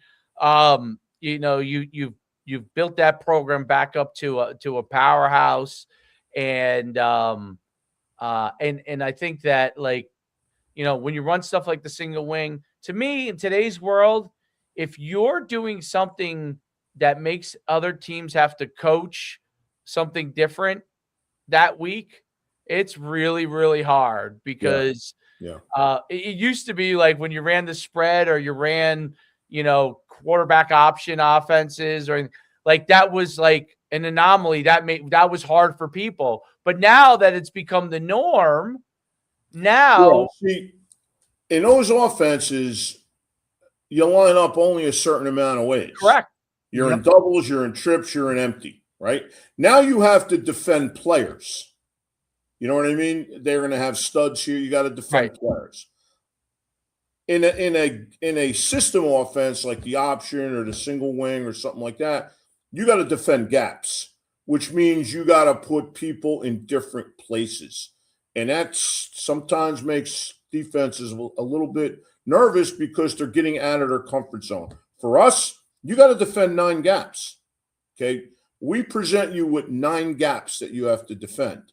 Now, a spread offense presents you with 5 or 6, and now you got to go out and cover their guys out here. But defending 9 gaps is different. You know what I mean? And that causes duress on a lot of defensive coaches. The option, you got to have everything covered. Who's got the dive? Who's got the pitch? Who's got the quarterback? And then they hit you with the play action pass, and then the counter option stuff. You have to have all that done. It's hard to do in a week. It goes back to your point way back earlier about practicing against those teams during camp and things like that. But nowadays, week 0, you got 2 weeks and you're in game week. So it's tough. It really is. No doubt. No doubt. So, Coach, it's been great having you on. We'll let you go and teach some classes. Yeah, I enjoyed it. This was great, guys. I really did. Appreciate you, Coach. Thanks, buddy. And, sure. Thanks, guys. Anytime. Thank you. Have a great day, Coach. Thank you. All right. Take care, Coach. That was good stuff. Really He's the good best. stuff. Yeah. Oh, yeah. He's fantastic. Let me see if I can read. He's in a tough spot too. You know what I mean? Like that area, like for where he is, the size of the school, all that stuff. Like it's just he's in a tough situation, but he's managed to make it work and always has really good, tough, disciplined players, man. Yes, absolutely. I think that it's Immaculata. They're in a sweet spot area, which helps them, even though they're a smaller school. Like there's not that many options around there, so that's the good thing. But also, obviously, if there's not that many options, that also means that your population is probably less too in that area. So it's probably the public schools are probably more regional. So that means you're driving to a school. But he's done a really good job of building it up. Listen, if you're in New Jersey and you're in a parochial school, like if you could figure it out, you could potentially have a good situation if you have a good situation at that school. Some parochial schools are most of them are really great schools, but some of them may not be. Immaculata is a good school, so right. So that makes a difference. I mean, to me, like when you look at parochial schools, like there are schools that you say, yeah, I would, if you were a coach, that'd be a great place to coach. And then there's some of these smaller parochial schools that are like hanging on by a whim, And you know, like even if like Literally. even if you turned it around, what are you turning it around for? Right, because there's still a whole nother population that has to come into the school itself. You know what I'm saying? Like that's difficult. You know what I'm like? It's Well, not yeah, easy. you're it's a very short term thing, meaning like, Correct, because you oh, still you got to worry won. about the attendance of the other. You know what I mean? Like the Or the overall. school even going to be around. Exactly, exactly, and that's why I think. Look, and for one of the things about Immaculata that They've hurts been and around. it helps they've been around, but it's all like the co-ed aspect of it where you Yep. still have a female population that can, you know, your regular student, your student body in itself like can help you with that. But you know, if you're if you're an all boys school, like you're only working with one side of it, and that's tough to get the enrollment that you need to kind of go in and do some things. So Well, there are just certain places. There are certain places that are, you know, been around for a really long time that are known for doing X really well. I'm not even talking about sports. I'm talking about like X really well as a school or type Right. of thing. So those are established places. So but yeah, like good stuff. It's what I thought was interesting is he really is old school.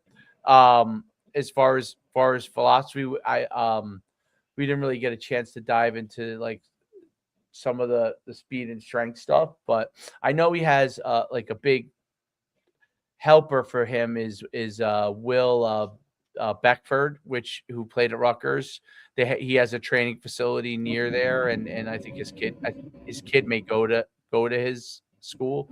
They And have a so really nice setup too. Like the facility wise that he has on campus, like they have a really nice, like, you know, yeah, like meeting room and just like that, like where he was, like his office, and like, you know what I mean? Like for a small school, like the facilities that they have there are really nice. The practice field is right out from there. You know, their weight room is perfect for what they are. You know, they have, like I said, a team meeting room with like, auditorium seating type thing. You know, they got a big, like, Spartan emblem on the door when you walk in. Like it's a nice, setup for a school of that size. It's really cool. there's no doubt. I was gonna say, yeah, no, it makes a big difference. And they have the unique turf field and everything. So, Yep. Yep. you know, he brought up a good point. It's like when he talked a lot about like the rankings, and it's part of the thing that I've struggled with because of transfer portal and the way recruiting is. It's part of what I've struggled um, with running showcases and stuff like that now. Meaning, you could run. I would say, like, I enjoyed the fact that I saw a direct line to the success of, obviously not every athlete can go at the highest level, but I was able to draw a line saying, okay, they come out here, they go to a showcase, they start to get there were pub increases. There's a line to all the way the end point, right? Mm-hmm. It's now a very jagged line. Yes. And when it's jagged like that, and there's no, like, I don't see all the steps properly. I don't know if that's the best way to put it. It's hard. That's why I just kind of go back to, like, if you run a showcase, like, you know, make it about the competition, make it about what they, you know, so they could see what they run and see how their skills are against other people. Because when I see these places put the recruiting up there, and I say, you know, it, like, that kid is not a Division I kid. Like, you know what I'm saying? So now that kid is gassed up, okay, and thinks they're Division I kid, and they're not. And or it's even if they're really, really good, it doesn't mean they're going to be a Division I kid. Like, I could tell you on my hand how many kids I saw in the last few years that I was like, yes, the kid came to a showcase. I could see the line to Division I for that kid, like, on my hand. Whereas before, when high school recruiting was the big thing, okay, I could say these kids had potential to be. the kids who have potential to be, I'm not sure if those kids anymore are going to get, I don't think they will actually go Division I. So, so that's the hardest part with the showcase part. And I see like some of these groups double down on it. They're doubling down on, they're drawing kids to it. And if the kids are going there to compete, I think it's great. You know, you're going there to compete. If you're going there because you really think you're going to get recruiting out of it, like there's so many steps that have to happen for that to happen, that is not a step. And like, you know, I don't know that parents know the difference. And that's the problem. Okay. Where back with high school, when high school recruiting was the dominant thing, when I was real, like I would say the heyday of the showcases, there were parents that would, you know, obviously there was always unreasonable parents. Okay. Yeah, that's just part of it. But I could really point to like, hey, like, you know, your kid's good. He's 5'11", 260. He's not going to be a high recruit on the offensive line. Like I'm just using it as an example, right? Doesn't mean he's not a great player. Doesn't mean that maybe an FCS school doesn't take a flyer.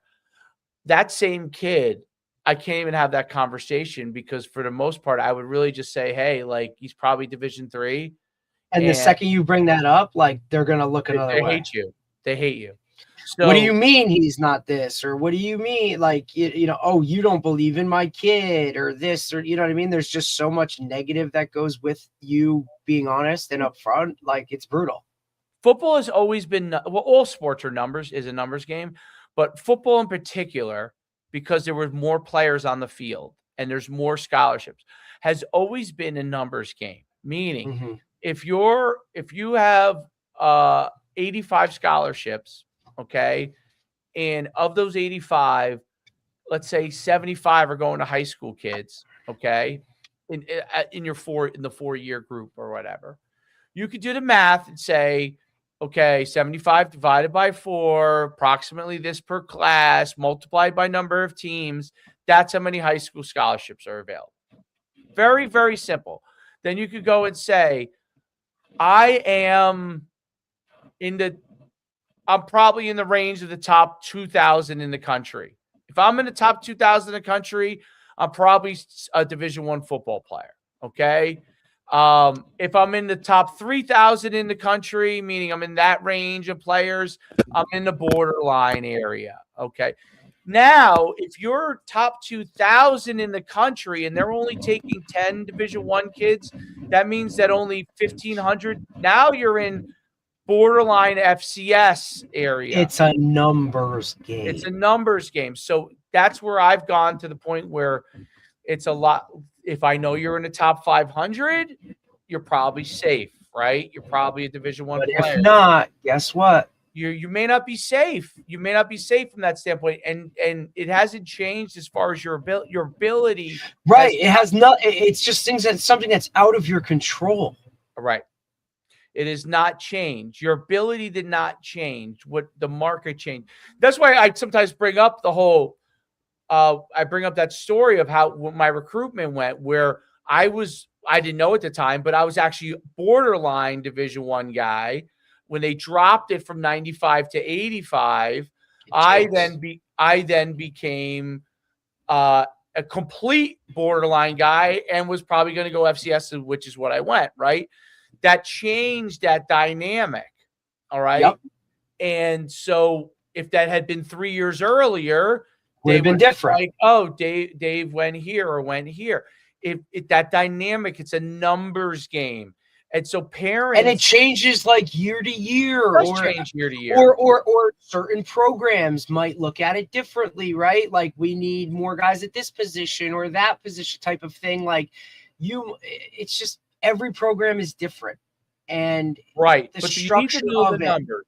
You need to know the numbers because the number of overall players playing college football might have actually increased, but it's where those opportunities are. So exactly, you have to figure that out. And that's really, really for parents. And I just think about it as now that I'm in it, I see why parents have such a hard time with it.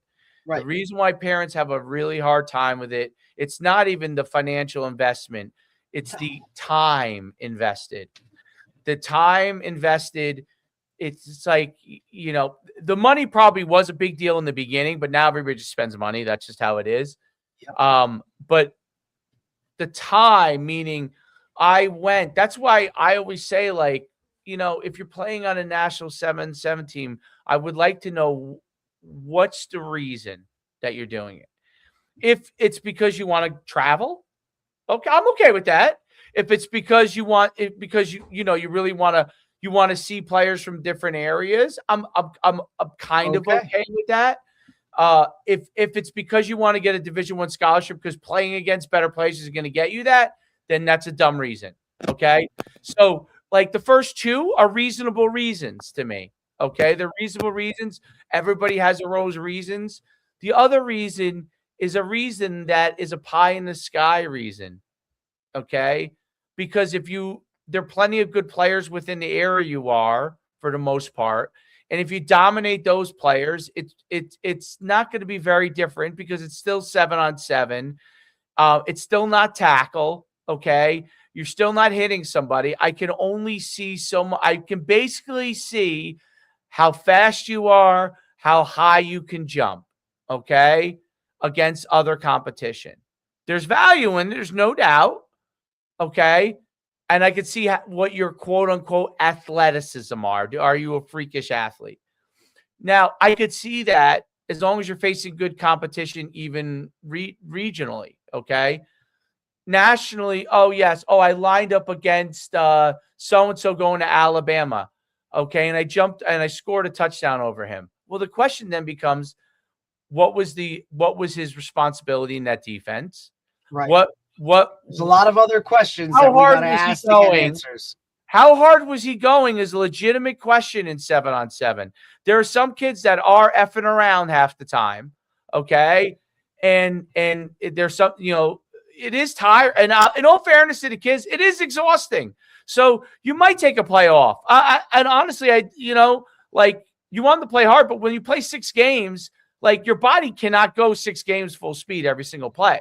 So it's why that championship game sometimes usually ends up in like a blowout. If that team that's, you know, like if you just don't have that level of talent of like, we're done. Like we only have 8 guys here and, you know, this is our 7th game. It's like, so there's just a lot of questions. Yes. There's a million.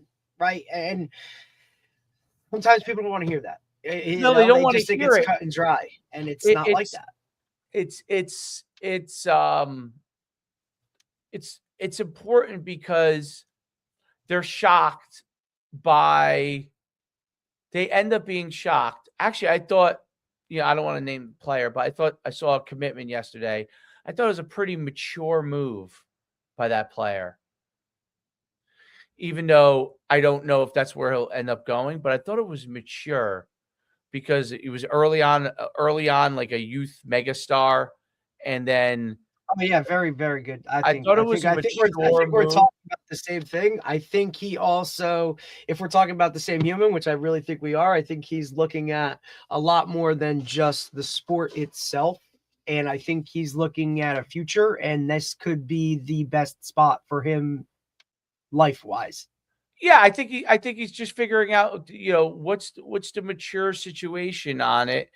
Right. And not that something doesn't change, because it can, but I'm just saying, like, approaching it that way, and then if something changes, it changes. But I've always had respect for that person. If I think we're talking about the same one, I think in that move, I get more respect to you, buddy.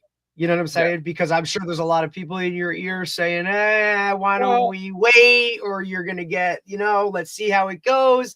And I think it was like, look, and to me, been in this limelight for a lot longer than a lot of kids at this age have been.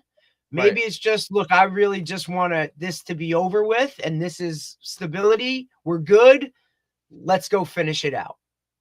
Right. And then if something changes, you could always adapt. We can always adapt and roll with it because he's done that too. Yeah.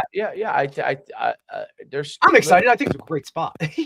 Bird in the hand, big like bird in the hand.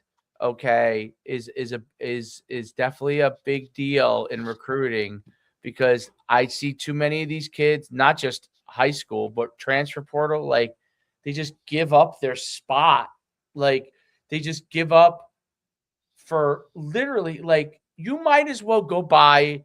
For some of the kids, I'm not talking about a kid who's a stud and goes in the portal. Okay, that's not what I'm talking about. I'm talking about a kid who really hasn't played that much and decides to go into portal on a whim because he's not like because somebody with no credentials said, guess what, bud? Like, you can do this. And, oh, yeah, let's go, because that's what you've always wanted. Might as well buy a lottery ticket. Dude, go get some scratchies, and then because I think that's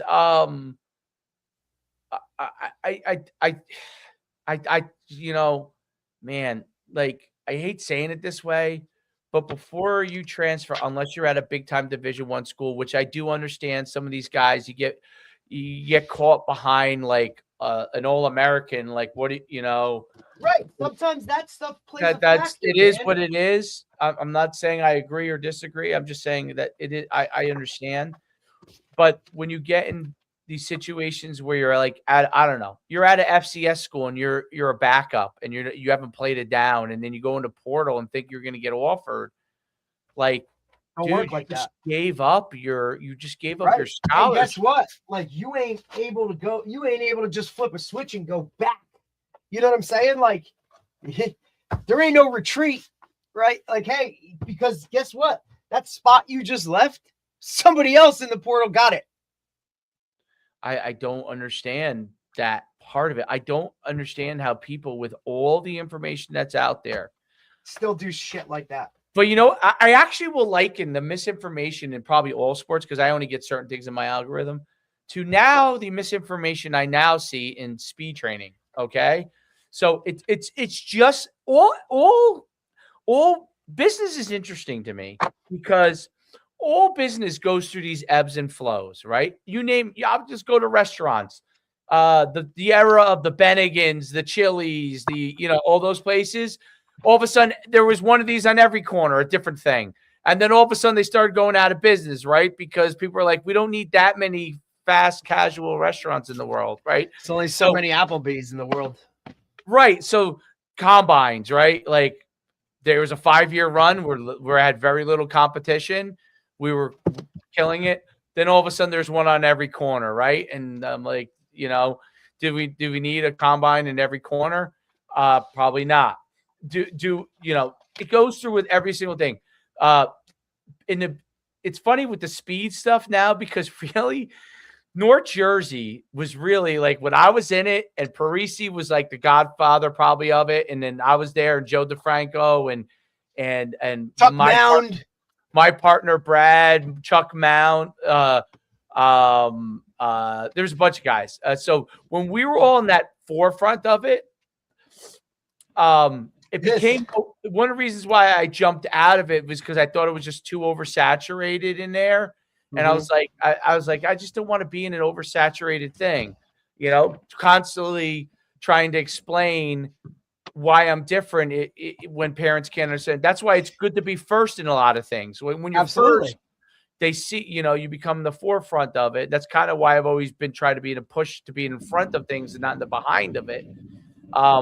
But then you get to I see it in the speed thing now nationally, right? What I've seen now nationally is what kind of went on locally with the speed training when we were in Bergen County, Passaic County, and maybe Morris County, right? That's now nationwide. Like Tony did a great job with the Feed the Cats. Now it has spawned every person is a guru in sprinting in some different way. And it's like without having to maximize. Yeah, it's like and look, he says all the time, right? Like, hey, I've been doing this forever and I just got popular. Right. Like I mean, I was it's funny when I talk to people like Tony, to me, is behind where I was on certain things back in the day. So I like some of the things that we were doing. Well, we were doing this. Parisi was doing this in the '90s. Some of this stuff. I was doing it in the 2000s. Joe DeFranco was doing it in the 2000s. You know, Ben Tonin, who now owns a down in South Carolina, like a boating company, like where, you know, totally different industry, but he was at the forefront of it in the 2000s.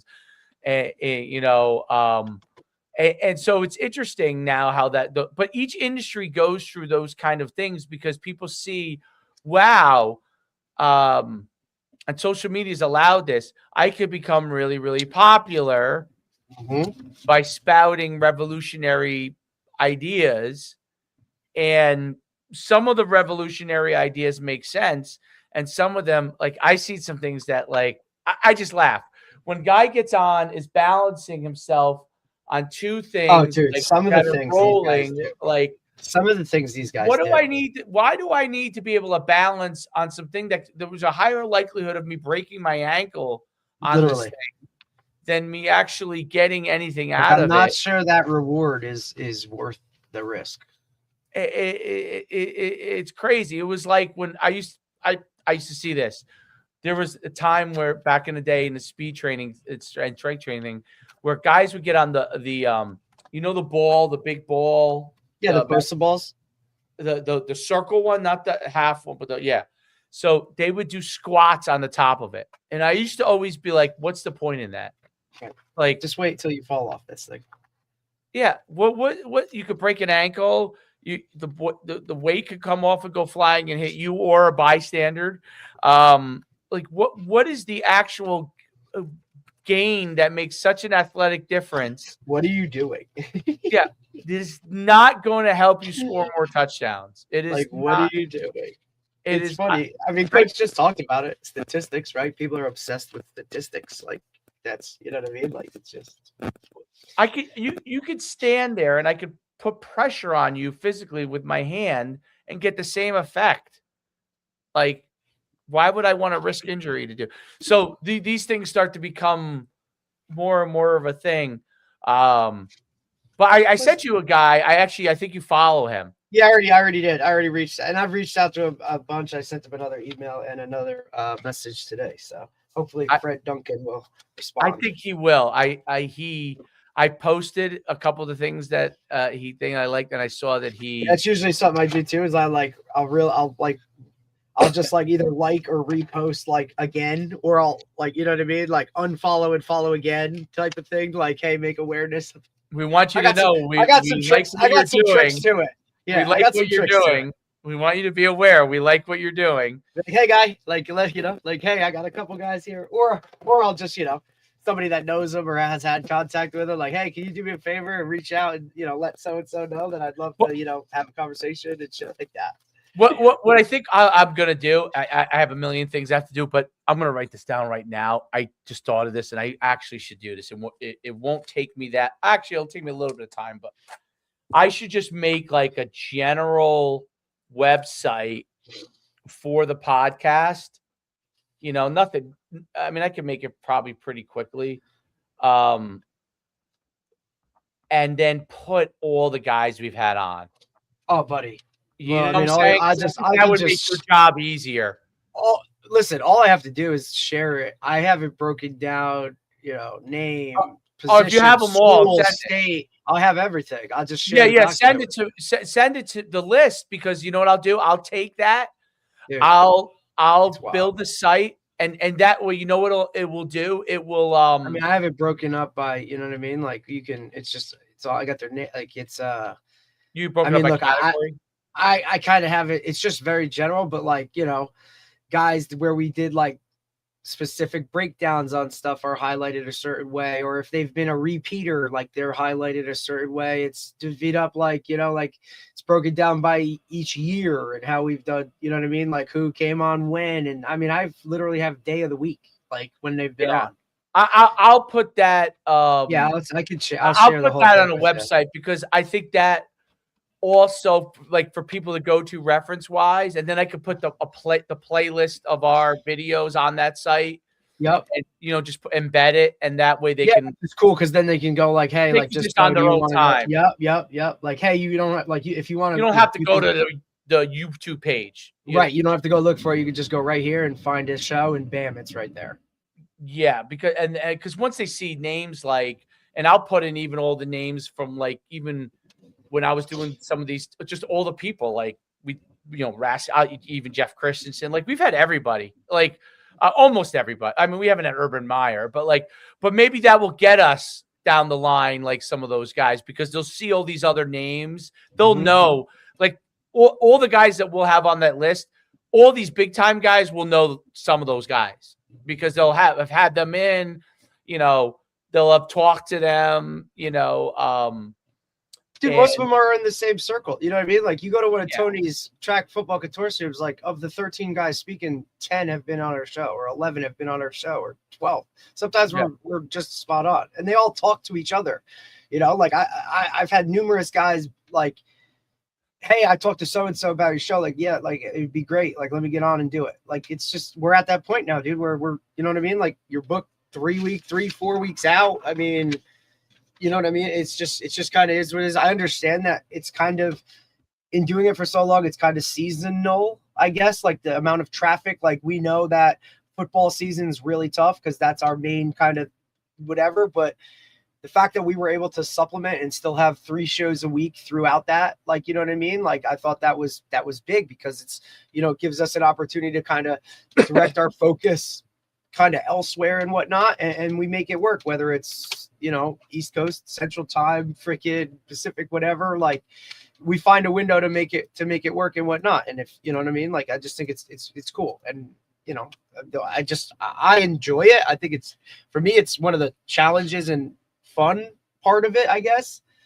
Tough at sometimes, but like to just continue to make sure we're, guys are here and ready to go and booked and want to be a part of it. And this came up, so you know what? Like, let's reschedule. Like that shit happens, dude. But like, we're at a point now where, God forbid, you know what I mean? Like, we can do a solo show every now and then, which I think is also good to kind of do whatever, or, just the variety within guests themselves. It started out as kind of this and it's expanded. So it's pretty cool.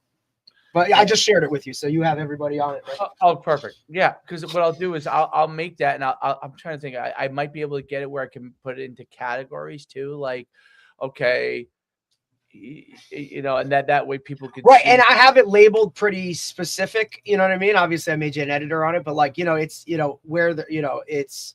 Are they a head football coach, offensive coordinator, defense coordinator? Just like I tried to make that as specific as possible. I mean, you could, strength and conditioning guy, speed guy, sprint, you know what I mean? Like I tried to make it as specific as possible, but we can come up with those categories and do all those kind of things too. So, and then tonight, if you can't be there right at 8 to start it and you want me to do whatever, just shoot me the link and we'll go from there. I'm excited for you to talk to Jerry, buddy, because just like, your worlds are literally in it saved to talk. I will be.